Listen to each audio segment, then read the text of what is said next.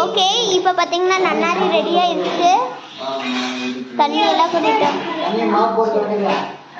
சரி, ஓகே. இப்போ நம்ம என்னோட பெரி சாக்லேட்டை இங்கே வச்சுட்டு ஐஸ் கியூப்ஸ் எடுப்போம். அதுக்கு முன்னாடி நான் என் பெரி சாக்லேட்டுக்கு பதிலாக இன்னும் ஒரு சாக்லேட் எடுத்து சாப்பிடலாம். எனக்கு கொஞ்சம் ஹேர் ப்ளஷ். இது ப்ளஷ் இல்லை, இது சாக்லேட்.